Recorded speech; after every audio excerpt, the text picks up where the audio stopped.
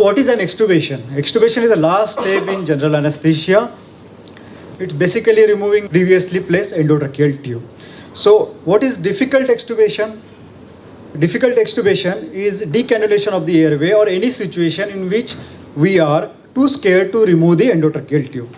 And what is extubation failure? Where inability of the patient to maintain a patent airway with effective spontaneous ventilation after a purposeful removal of the previously placed endotracheal tube. Is the extubation really that difficult? So, coming to the incidence, the Royal College of Anaesthetists and Difficult Airway Society conducted the 4th National Airway Audit and found out that all the major airway complications that occur during the post-operative period, out of that, 1/3 are related to the extubation. And the most common problem being the airway obstruction with laryngospasm and airway edema due to poor anticipation of an at-risk extubation and poor planning. So is the problem that big? Although the extubation failure is reported to be 0.1 to 0.45%, but the mortality related with this extubation is very high. It is around 5 to 13%. And the data from the American Society of the Anesthesiologists says that 18% of the insurance claims for death or brain damage arising from the management of the difficult airway occur during or after the extubation.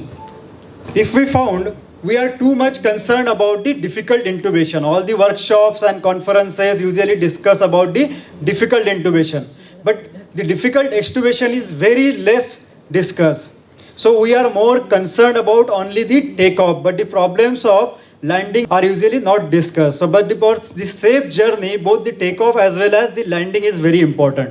And hence, if we compare the anesthesia, the intubation is equally important as the extubation. And hence, All India Difficult Airways Association developed some guidelines in 2016, and we will be focusing on these guidelines. Similarly, there are the guidelines by the Difficult Airway Society. So what are the guidelines by All India Difficult Airway Association? So these are the guidelines by All India Difficult Association. Mainly there are 3 limbs. Limb 1 is related to the normal airway. Limb 2 with a pre-existing difficult airway, and limb 3 the airway where the airway becomes complicated due to the surgeries.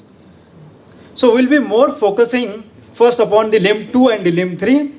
So limb 2 is pre-existing difficult airway where there is a difficult mask ventilation, difficult intubation, delayed recovery, or difficulty because of some pre-existing diseases like the big goiters. So whenever we are trying to extubate the patient with this limb 2, that is the difficult mask ventilation or difficult intubation, we'll always keep the difficult airway cart ready, as the Kala madam already said. These patients will fulfill all the extubation criteria. We'll optimize the patient with lung recruitment maneuvers. We can try thinking about extubation on the airway exchange catheter, boogie or a fiber optic bronchoscope, and post-extubation oxygenation and monitoring.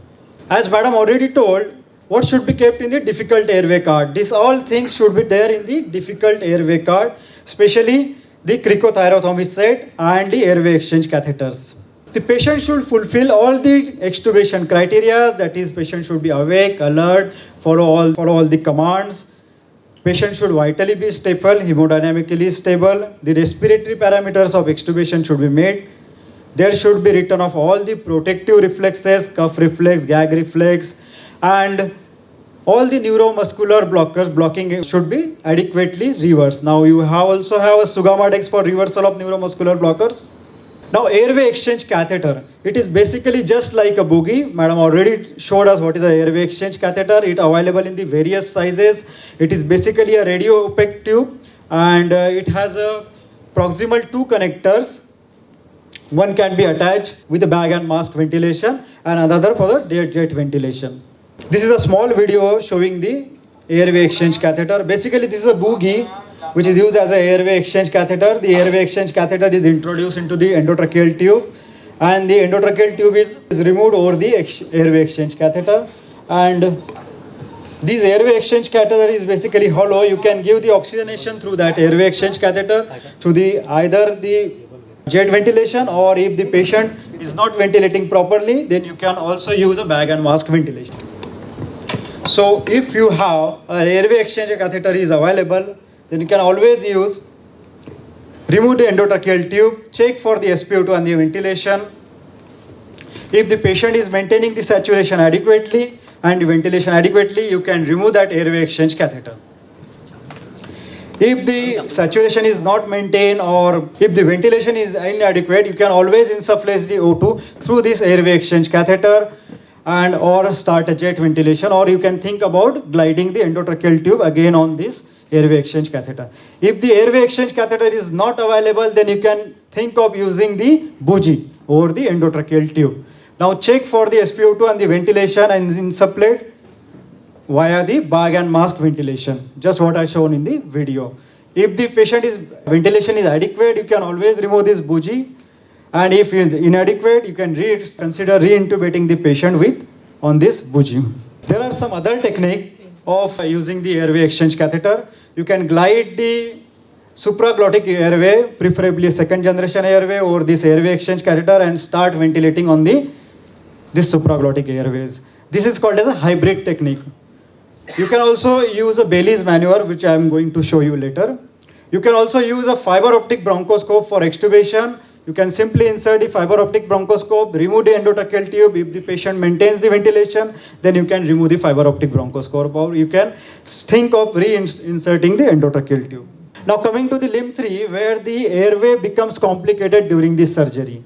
That is there may be the surgical cause of the airway compromise. You may suspect some airway edema or a suspected airway collapse. Now, why the airway edema? There are various risk factors for the airway edema. That is trauma at the intubation, tight fitting tube, cuffing on the tube, prolonged intubation, or there may be too much head and neck movements during the surgery. The airway edema is classified into the 3 ways. That is, it may be supraglottic, glottic, or a subglottic. The management includes mostly steroids and adrenaline nebulization.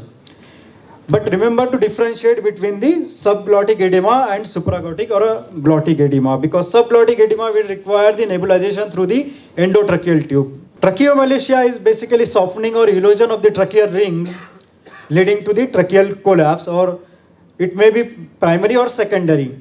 The usual causes being the retrosternal large goiters or enlarged thymus. There may be prolonged ventilation or some vascular malformation. It may lead to the failed extubation, stridor or wheezing. So here the technique of extubation should be deep extubation under the inhalational anesthetic agent, and you should avoid cuffing. CPAP can be used to maintain the airway after the extubation. Now, how to identify this airway edema and tracheomalacia? So we have 2 tests, mainly a cuff leak test and a ultrasonography. What is a cuff leak test? You simply have to deflate the endotracheal tube cuff and see the difference in the tidal volume of the expired breath. If the difference is more than 130 ml or 10 to 25% ml, then simply the test is there is no airway edema or collapse, and you can safely remove the endotracheal tube. If the cuff leak test is absent or equivocal, simply delay the extubation. You can administer steroids or adrenaline nebulization to decrease this airway edema, or you can think of extubating the patient on an airway exchange catheter or a bougie. If suspected airway collapse, then you have to extubate the patient under the inhalational anesthetic agent with airway exchange catheter or a fiber optic bronchoscope. If airway obstruction is present, then you can consider re-intubating the patient or emergency front of neck access. The role of USG is very important in airway assessment before the extubation. It gives you idea about the airway edema, it gives you idea about the airway collapse, and if emergency front of neck access is required, and it also gives you the idea about the cricothyroid membrane, how deep it is. If you fail to re-intubate, always consider the emergency front of neck access, which will be discussed by Dr. Sujata in the next lecture. Now coming to the limb 1, where we have a normal airway. Now, extubation usually causes 2 adverse effects. First, it will increase the left ventricular afterload due to the extubation response, that is the increase in the heart rate and blood pressure. And there will be change from intermittent positive pressure ventilation to a negative normal respiration.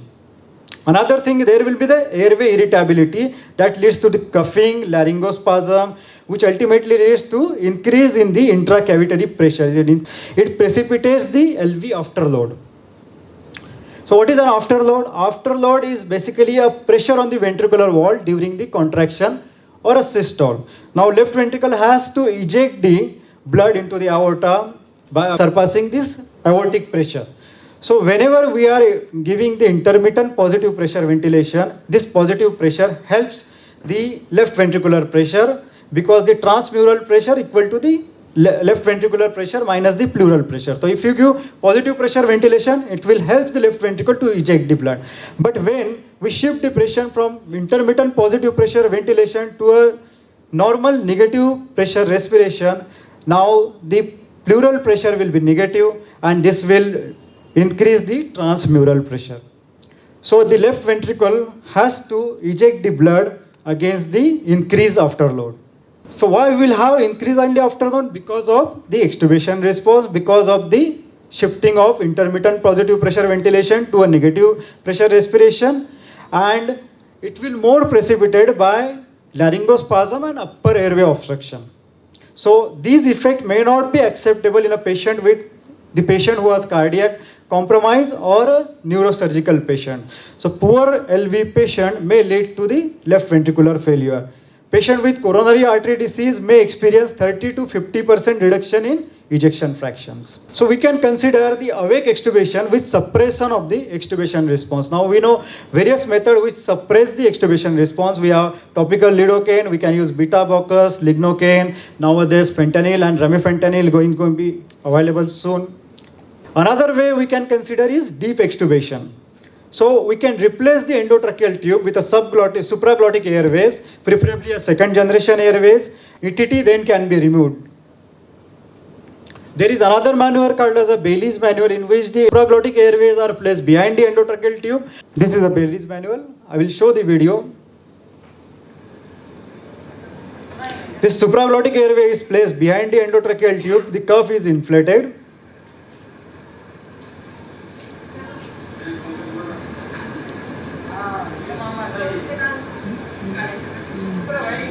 And then the endotracheal tube is removed. You can ventilate the patient through this supraglottic airway till the patient is awake.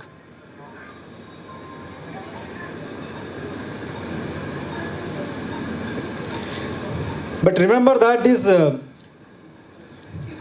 Bailey's manual is contraindicated where there is a difficult intubation. And how to prevent the laryngospasm? There are various causes of the laryngospasms, like the light plane of the anesthesia, trickling of some secretions and aspirations. You can prevent it by giving the lignocaine, or there is an artificial cuff technique where you squeeze the bag just before the extubation, that will throw out the glottic secretions away from the glottic opening. And if it occurs, you always can treat it with a CPAP, 100% oxygen. You can give the Larson's maneuver, that is the jaw thrust with bilateral pressure behind the temporomandibular joint. You can use the small doses of the propofol, and even if it is not responding, then you can use a succinylcholine. Always remember to monitoring in the recovery room is very important. The extubation failure may not occur immediately after the extubation, but patient with difficult airway should be closely monitored during this transport and in the recovery room. So standard monitoring and re-intubation card should always be ready in the recovery room. And last but not the least is the documentation. Document everything, whatever you have done in the extubation. These are the DAS extubation guidelines. This is a basic algorithm. This is mainly the same as All India Difficult Airway Society guidelines. And there are two limbs again for the low risk algorithm and the high risk algorithm. So this basically says us there are 4 steps in this DAS guideline: plan extubation, prepare for extubation, perform extubation, and post extubation care. So basically what Kala madam already said, plan, and plan. Plan your extubation before the start of the case, plan your extubation during the case, and plan your extubation just before the extubation. So we have so many guidelines and so many different kind of the patient. So you can think of either extubating the patient on the airway exchange catheter, bougie, or a fiber optic bronchoscope. You can try exchanging with a supraglottic airways or a hybrid technique. or you can postpone the extubation, or last but not the least is the surgical airway. So what is the take-home message? So extubation failure or a re-intubation is a rare event, but every extubation should be considered possible re-intubation. So plan properly as guidelines before extubation, and especially in at risk. Thank you.